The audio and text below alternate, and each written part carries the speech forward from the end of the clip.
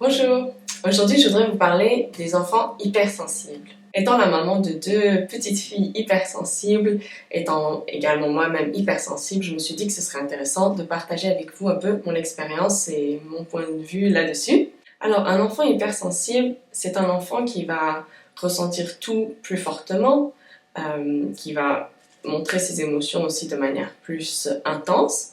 Ce sont ces enfants qu'on a tendance à dire qui sont très compliqués, qu'ils ont toujours un truc qui va pas, qu'ils sont jamais contents, qu'ils sont trop sensibles. On peut aussi avoir l'impression qu'ils sont tout le temps en train de se compliquer la vie, de se rendre la tâche plus compliquée ou d'exagérer en fait constamment. Ce sont des enfants qui par exemple ont du mal avec les étiquettes. Il faut couper toutes les étiquettes tout le temps, ça les gratte, ça les dérange et si on l'enlève pas, ça va pas. Ils ont du mal aussi avec les coutures dans les chaussettes ou les collants, ça les dérange. Donc bien souvent ce que je fais avec ma fille c'est qu'on met les chaussettes à l'envers pour pas que ça la dérange en fait la couture.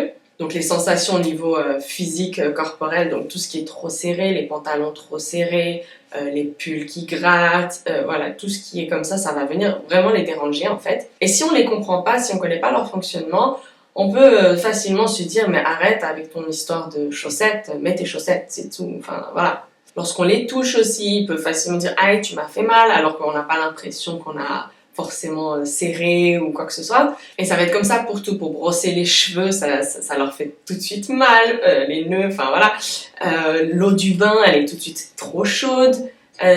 Tout ce qui peut-être quand on n'est pas hypersensible, nous paraît tout à fait normal, banal, pour eux c'est quelque chose de très violent, vécu comme une agression en fait. Au niveau alimentaire aussi, c'est la même chose, ils vont avoir certaines manies. Typiquement chez moi, pour les mandarines, il faut pas vous savez, on enlève la peau, mais il faut vraiment qu'on enlève aussi tous les petits filaments blancs. Elles supportent pas de manger ça, bon je suis pareil, hein. Donc je le fais automatiquement, mais voilà, elles aiment pas avoir cette sensation en fait de petits morceaux dans la bouche. Donc voilà, on l'aura compris, ils sont très sensibles au niveau des 5 sens, donc aussi la vue, les lumières un peu, trop de bruit, ils ont facilement tendance à mettre les mains sur les oreilles quand il y a trop de bruit. Tout ce qui est odeur aussi, hein, tout de suite ils sont les premiers à vous dire quand il y a une mauvaise odeur ou au contraire quand ça sent bon, tu sens bon, enfin voilà, ils sont très très attentifs aux odeurs. Donc là on parle vraiment au niveau des 5 sens. Mais il y a aussi toute la partie émotionnelle, énergétique. Donc quand ils rentrent dans une pièce, dans un endroit, ils ressentent aussi ce qui se passe, ils sentent nos énergies en tant que parents, nos émotions, même si on n'a rien dit du tout, ils le sentent, ils savent si on est en colère, si on est triste, si on est heureux. Ça se transmet et ils sont très très sensibles justement par rapport à ça. C'est des enfants aussi qui sont très alertes, très attentifs, très à l'écoute. Ils veulent savoir ce qui se passe aussi, ils ont besoin très souvent d'être rassurés, ils peuvent avoir tendance un petit peu à être anxieux. C'est des enfants qui vont vous demander souvent le programme de la journée, qu'est-ce qu'on fait après, et après qu'est-ce qu'on va faire. Ils ont besoin de savoir comment ça va se dérouler pour se préparer en fait.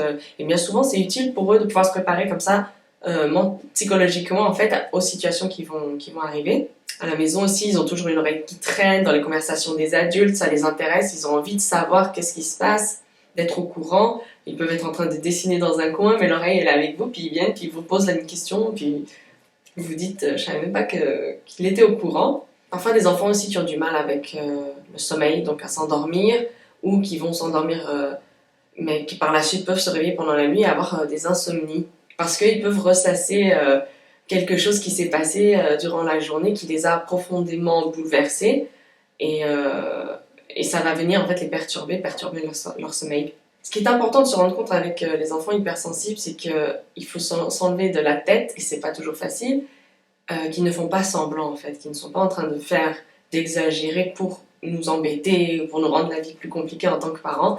C'est vraiment ce qu'ils ressentent. Et essayer de se mettre à leur place, de comprendre d'où ça vient, qu'est-ce qui les a... Voilà, quand ils font une crise tout d'un coup, par exemple, ma fille, quand je la récupère de l'école, bien souvent, c'est compliqué. Mais maintenant, à chaque fois, je lui demande qu'est-ce qui s'est passé dans sa journée. On essaie de retracer un petit peu, et pas vraiment qu'au niveau des faits, mais vraiment au niveau émotionnel. Est-ce qu'il y a quelque chose dans sa journée qui est venu, qui a été compliqué pour elle à gérer, voilà, au niveau sensibilité, au niveau émotivité. Je sais qu'elle capte tout dans son environnement, elle prend les émotions, et justement, comme elle est encore très jeune, elle n'arrive pas à faire cette distinction entre mes émotions ou c'est celle du copain. Déjà, en tant qu'adulte, on a du mal, mais en tant qu'enfant, c'est vraiment quelque chose qu'il va falloir venir lui apprendre, en fait.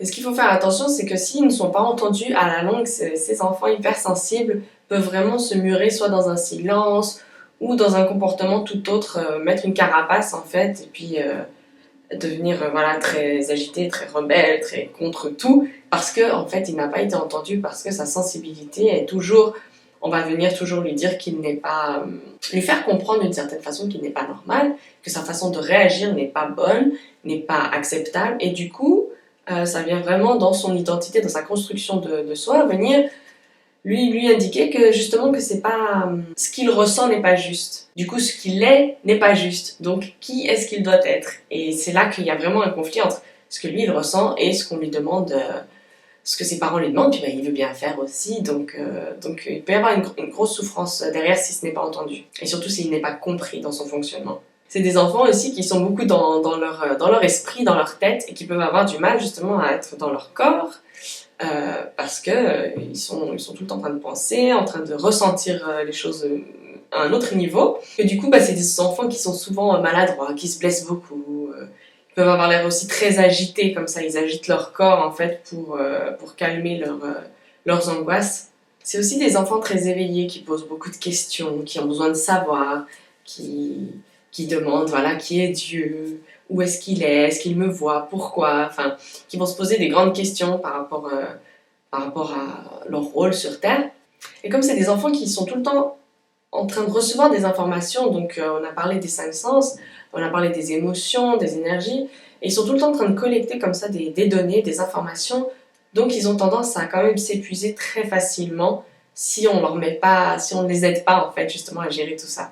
Parce qu'une fois qu'ils ont collecté toutes ces données, ils vont processer en fait pendant un petit moment. Peut-être qu'ils vont rien vous dire sur l'instant, mais voilà, le lendemain ou le soir, tout d'un coup, ils vont revenir avec les questions. Mais pourquoi si j'ai senti ça, ça ne correspond pas à ce que cette personne m'a dit. Oui, essayer de trouver des réponses. Ils sont aussi très très attachés à la justice et à la vérité, la morale. Ça doit être, si on a dit qu'on fait quelque chose, il faut qu'on le fasse. Donc quand on a des petits bouts de chou comme ça, hypersensibles, mon conseil serait vraiment de les aider à se reconnecter avec leur corps.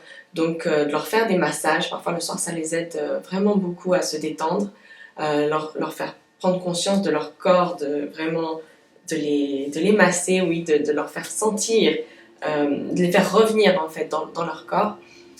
Les aider aussi avec certains sports, des sports de détente, de relaxation, faire du yoga, leur faire des exercices pour les aider à revenir au calme, à revenir en fait à l'intérieur d'eux, dans un endroit sécurisé.